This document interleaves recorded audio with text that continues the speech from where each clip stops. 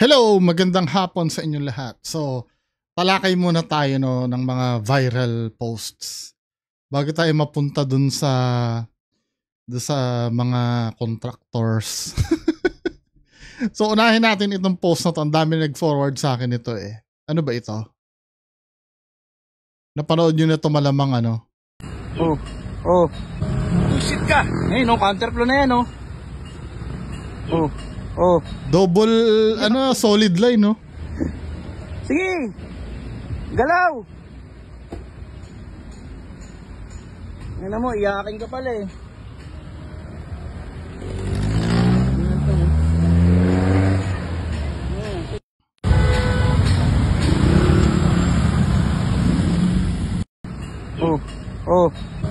Di ba so ang nangyayari dito, itong nagvi-video, kinounterflow siya, no? Siguro nag-overtake ito si kuyang nag-dirty finger. Then tapos parang alam mo na yung typical na igigiit ni kuya yung karapatan niya, ano. Tapos ito napikon, hindi siya siguro napagbigyan. Ayun, counterflow na yan, iyakan mo tayo. Sige! Galaw! Tanga yun, no? Hindi ko maintindihan minsan sa tao. Hindi ko alam yung pinapairal niya, pride ba yun? Or na kahit na alam na siya na yung mali. Pero wala eh, ganyan talaga men eh. Kaya yung mga balak gumawa nito, yung halimbawa nagka-counterflow tapos i-head on nyo. Yes, wala namang argument na tayo ang tama doon. Diba? Let's say halimbawa, the-drive ka, no? Then may nakasalubong ka magka-counterflow dito sa lane mo. Wala namang argument na ikaw yung tama yun. Kaya lang minsan, konting ingat din. Buti ito, ang tinutok lang sa'yo nito, dirty finger niya, di ba? Baka mamaya, di ba, may mga siraulo na may baril. Kasi baka mamaya gayahin ka na iba, gawin din yan eh. At hindi sila naging maswerte na hindi lang dirty finger yung itutok sa kanila.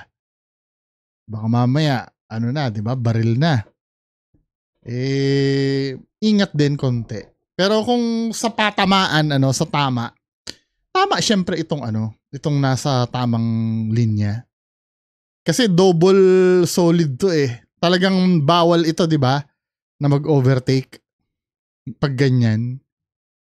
Kaya lang, kahit na sabihin mo ikaw yung tama, paano kung nabaril ka? Di ba?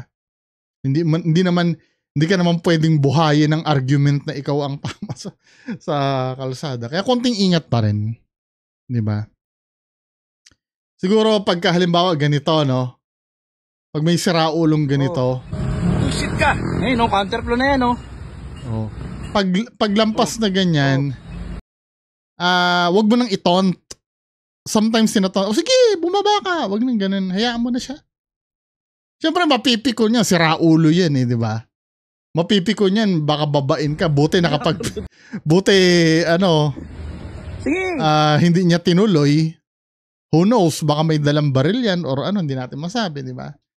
Wag niyo nang i-provoke pa. Di ba? Inulit ko ha, kung tama ang pag-uusapan, tama syempre yung nag-video. Pero sana cool lang. Anyway, nung nag-viral itong video na to, pinatawag na siya ng LTO. Pinatawag siya ng LTO. So, ito yung ng LTO, ito yung sabi. Ito ay pinablish kailan to? Yesterday or nung isang araw. LTO summons SUV owner over viral dirty finger road rage video. In line with the instruction of President Ferdinand Bongbong Marcos Jr. to run after airing motorists, the Land Transportation Office, under the guidance of Acting Department of Transportation Secretary Giovanni Lopez. Wala na si Sir Vince Dizon, nalipat na sa DPWH. 'Di ba? Nagustuhan siguro ni President Bongbong Marcos yung performance niya kasi 'di ba? Poging-pogi si Sir Vince Dizon na itong mga nakaraang buwan eh. 'Di ba? to be fair naman, ewan ko, naiipalan ba kayo kay Vince Dizon?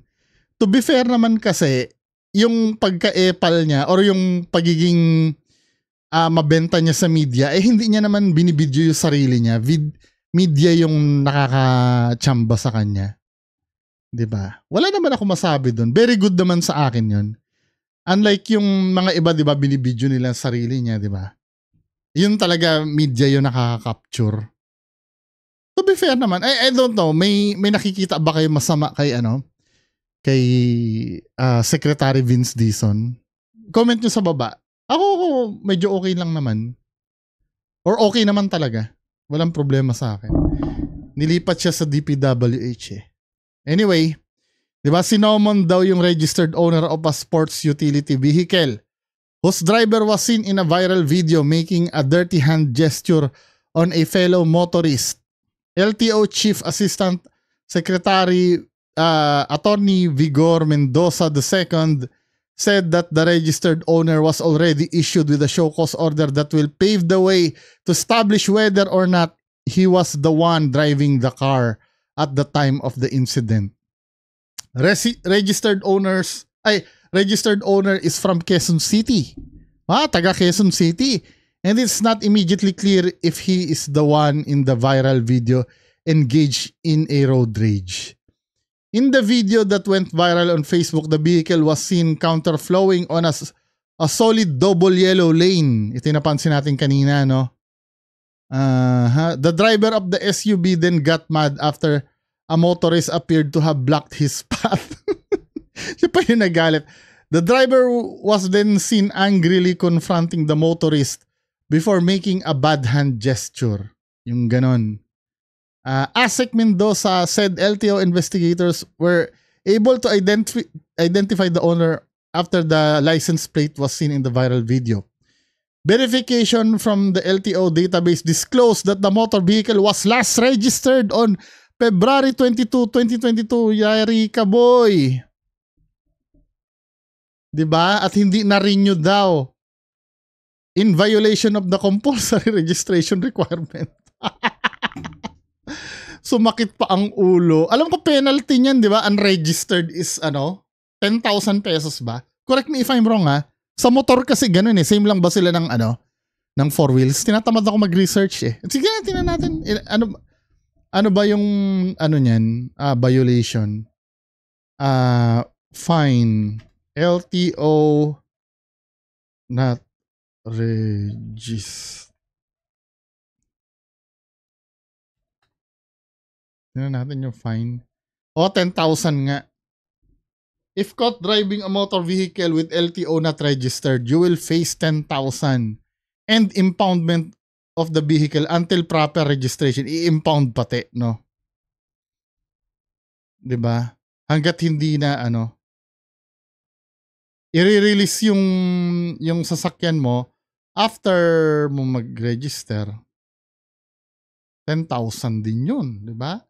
Ito kung mukhang mayaman naman si kuya, kayang-kaya niya naman yun. Pero, 10,000 din yun, di ba? Sayang.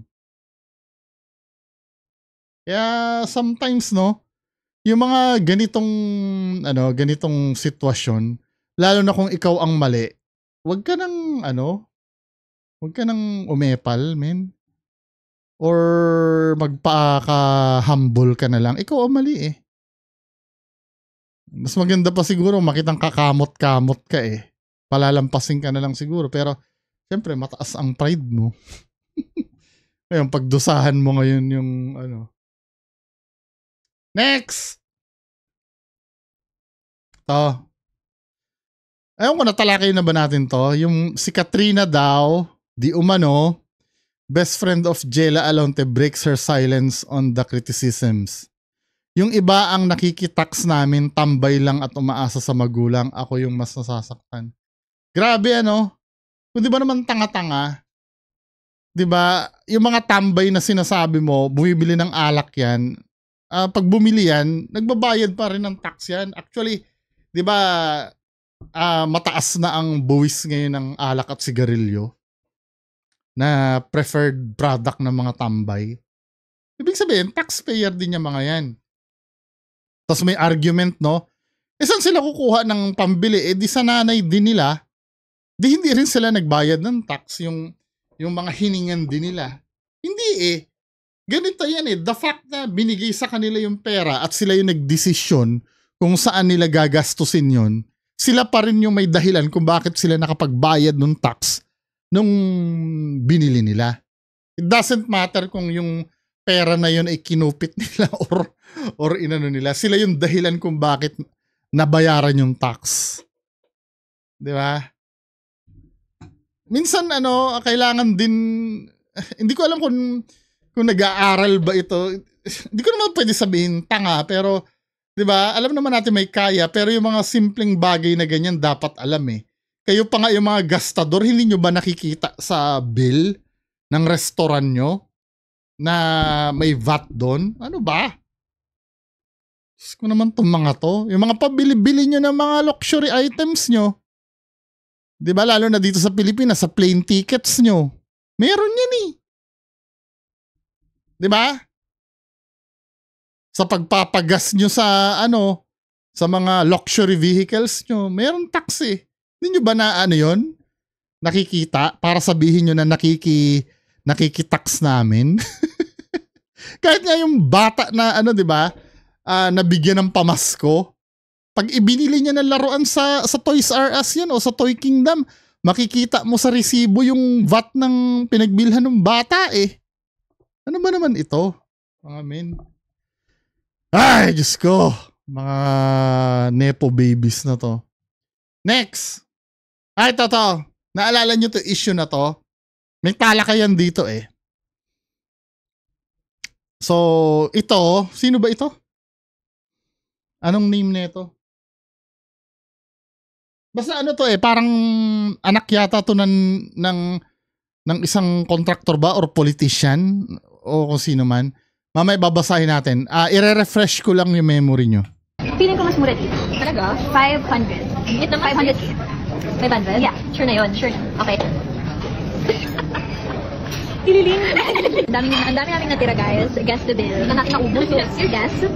Dahil nasa Grand Hyatt tayo, feeling ko 350K. Oh shit. Feeling ko din. Maliit na yun, no? Swerte talaga ako palagi Yes. Alam mo, both tayo mali. Okay. Ang liit ng mahula natin 759,000. Shit. Nagpapanik ako, shit. Nanginginig ako sa barya. Sorry. Kami not dad. Thanks, Dad. Anyway, yun yung yun yung... Mas mura dito. Talaga? So, ito yung nag-viral na nag-ngit-ngit na naman yung mga kasamahan kong hampas lupa, di ba? Mga sa hanay namin mga hampas lupa, nag-ngit-ngit na naman sa video na to. Now, may nag-explain daw. Di umano, ayon dito, di ba 70K barya lang. According to the two women, they were only, ito to. Sabi dito, ang depensa, according to the two women, they were only joking about Nepo kids, referring to the children of those allegedly involved in the Ghost Flood Control Project. However, many people were offended by the remark. During the investigation, former staff of the fine dining restaurant, Grand Hyatt yung sinabi, di ba? Where they dined stated that even if a guest ordered multiple servings of the most expensive premium items on the menu, the total bill would still fall far short of 750,000. This suggests that claim of paying 750,000 was merely an exaggeration. For reference, here are the actual prices of some of the dishes they may have ordered. Yung caviar, yung Kaluga Queen caviar, ang 250 grams noon ay 30,000. Live rock lobster, 1,380 per 100 gram. 100 gram, grabe naman yun. Wagyu ribeye, 300 grams ay 4,350. Mahal Tapos itatae mo lang. Mulwara tenderloin, 2,680 per 200 grams. Regardless of their intention to make a joke, how many people consider the remark inappropriate. The women have since apologized, stating that they are sorry if their words offended anyone, but the backlash continues on social media. So joke lang daw yon yung sinabi nila. 'Di ba? Joke lang daw yon. May mga bugok dito, nagdilim ang paningin ko dito eh. May mga bugok na nag-ano dito, na nagtanggol. Kasi yan po ay satire. Sana ba yung bugok dito na gigil ako dito, siguro dinilit niya na yung comment niya. Yun lang daw ay satire. Sana ba yun? Hanapin ko yun.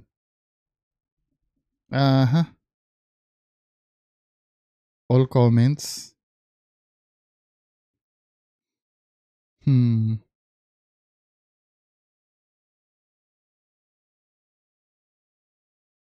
Kasi sabing ganon, parang sinisisi pa yung sinisisi pa yung mga nasaktan do sa joke na hindi daw marunong umintindi. Putang ina mo. 'Di ba? Yung satire lang daw yon. Yung satire na sinasabi mo, hindi naiintindihan ng majority ng Pinoy kung ano ba yung satire na yan. Sana kinukonsidera mo rin yung position mo sa buhay at yung audience na manonood sa'yo. For example, ganito, no? Kung si Long Mejia ang nagganyan, yung komedyante yun, kilala natin si Long Mejia na komedyante eh. At alam naman natin si Long Mejia, hindi naman bilyonaryo yun. Pero pag ganyan, ang bill ko sa sa restaurant, 1.5 million. 'Di ba? Alam natin nakakatawa yun. 'Di ba? Kasi yun eh, komedyante yun si Long Mejia, alam natin yun eh. Pero kayo na ganyan, kayo yung pinaka last person na iisipin ng tao na magbibiro ng ganyan. Lalo na sa mga pinapakita nyo sa sa social media. Kaya gigil ako dun sa dun sa nag-comment nung yung parang sinisisi pa yung mga tao na hindi daw marunong mag-intindi ng tawag doon? Ng satire. Tapos sabi pa dito, POV lang yan. Putang ina nyo, pakialam namin sa POV kasi pinapaliwanag dito. On social media, point of view daw, and is used to create content that puts the viewer in a specific situation. The day the two girls POV acting like daughter of a billionaire. Pero hindi I mean, acting, this means that two were simply role-playing. Hindi na role-playing ito eh. Totoo talagang daughter sila ng mga billionaire. Diba? Showcasing luxury attitude, lavish lifestyle in a funny or exaggerated. Hindi, kahit na. Maaring syempre may nauusong ganyan, yung POV na yan. Pero lahat kasi hindi naiintindihan yan eh. Sumakto pa dun sa issue ng nakawan na nasangkot yung mga kamag-anak nyo. Mainit ngayon yan eh. Tsaka hindi talaga maganda. 'Di ba? Hindi kayo kilalang mga komedyante.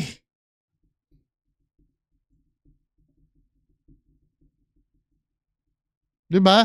Pero nung una nireakan ko to, nahalataan ko na baka mamaya nagjo-joke nga lang. Kaya lang hindi talaga siya maganda. May sinasabing, may tinatawag kasi tayong bad joke eh. Yung hindi magandang biro, kahit pa sabihin mong biro. 'Di ba naalala niyo yung naalala niyo yung pag si Vice Ganda? 'Di ba? Alam naman natin na nagpapatawa si Vice Ganda, pero minsan, yung katulad ng ginawa niya kay Jessica Soho, alam natin hindi magandang biro 'yun. At pag may na-offend doon, kailangan i-consider mo rin 'yon. Huwag niyo ipagtanggol. 'Di ba? Kasi kung wala namang masamang ginagawa or wala namang hindi naman kasi may na-offend eh. Sa ayaw at sa gusto niyo may na-offend kayo eh. Hindi niyo pwede ikatwira na satire lang yan. Anong kinalaman ng ng mga hampas lupa na katulad namin sa satire? Malay lang namin diyan. Kung ano yung satire, alam namin mayaman kayo na nagpe-flex. 'Di ba? Kasi nakita namin yung account nyo, pa-travel kayo. So kung ito isasabihin yung satire or yung POV na kabullshit na sinasabi nyo, so may bahid ng pagyayabang ito kung ganon, hindi naman pala totoo. Tapos ganyan, yun ang iisipin ko, 'di ba? Kasi hindi sa culture natin, hindi culture nating mga Pilipino yan eh. Yang satire na yan. Hindi ko naman sinasabing hindi pwedeng gawin natin mga Pinoy porket hindi natin culture. 'Di ba? Hindi ko sinasabing hindi pwedeng gawin. Pero make sure na yung gagawin nyo ay maiintindihan muna ng mga tao. 'Di ba? Hindi nyo pwedeng sabihin na na wala kaming pakialam kung hindi nyo maintindihan o hindi. O ba't kayo nagpa-public apology? 'Di ba? Wala kayong pakialam responsibilidad niya, influencer kayo tapos nagpo-post kayo sa social media Kasama sa responsibility niyo 'yun. Lahat ng pino-post natin, 'di ba, may responsibilidad tayo. I-make sure nyo na naiintindihan ng tao. Maglagay man lang kayo ng disclaimer dyan, nagfa-flash na this is a for entertainment use only or for entertainment lang po, 'di ba? Nakikita namin. 'Yun. Pero yung syempre, alam mo 'yun? 'Di ba kahit nga si Duterte pag nag-joke, 'di ba? Hindi maganda minsan yung lumalabas sa bibig niya. Presidente siya, hindi naman siya komedyante Si President Duterte, 'di ba? Mga rape jokes niya, 'di ba? May mga tasteless jokes na tinatawag kung ipagtatanggol nyo to, di okay lang. Bahala kayo. Ibig sabihin, may mali talaga kasi may mga na-offend. 'Di ba? Kahit pa layunin mo may iba kang layunin, pag hindi naiintindihan ng tao yung ginawa mo, may may responsibilidad kang linawin. Kung ako ginawa kong fake video nga kahit na madali namang intindihin, ipinipilit pa rin na mali Kaya wala rin ako sawa mag-explain dun sa ginawa ko 'di ba? Anyway, next video.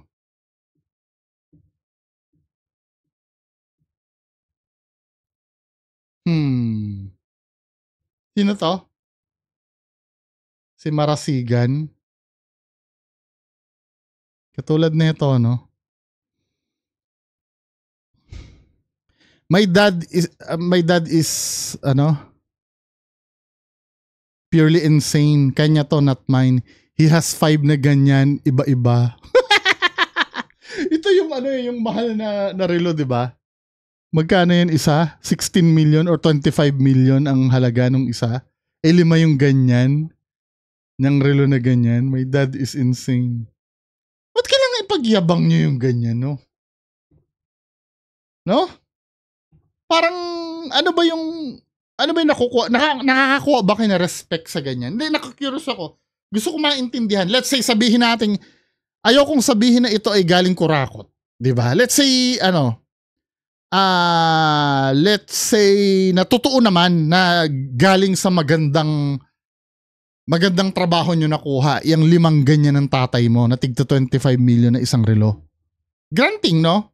Wag na nating scrutinize na ano yung nakukuha nyo sa ganyan? Yung pag-flex nyo ng ganyan. Respect ba? Yung parang validation sa sarili na, oy, malupit pala ang tatay mo, yung ganun ba? Parang ang shallow ng gusto nyong makuha. No? At kung maaari nga, yung mga ganyan, hindi dapat pinagyayabang yan Hindi ba sila nakakapag-isip na yung risk niya na pinagkakalat mo na milyonaryo ka, hindi ka ba natatakot na na makidnap? 'Di ba? Alam mo naman natin sa Pilipinas. Hindi ko naintindihan ano yung nakukuha nila sa ganyan. 'Di ba? Well, okay lang halimbawa kung ikaw ay may ginawang kanta, ano, let's say, may ginawa kang kanta. Ako si Bungo, may ginawa akong kanta. Ito yung kanta ko. A, B, C, D, E, F, G. Diba? Yun, talent ko yun. Gusto ko i-share sa inyo. Or halimbawa, magdo-drawing ako dito, no? Magaling ako mag-drawing, mga men. Ito yung drawing ko. Yung talent, okay lang yun eh. Na-i-share yun eh. Or halimbawa, ano, yung hobby mo, no? O, nangongolekta ako ng laruan, di ba? Pero yung lalo na yung itong hindi sa'yo na bigla mong sinuot na para makita lang na mayaman kayo. Hindi ko nakukuha yung ano nun eh. Yung gusto nilang makuha. Anyway, next. Pakisagot sa baba ha. Next, ano pa bang issue? Wala na. Yan lang ang pag-uusapan natin. Yung mga next dito sa mga yung pag-grade na sa ano eh sa bahay ng Diskaya eh. Yun ang tatalakay natin next, no. So magandang hapon sa inyo lahat. Yun lang muna. Bye-bye.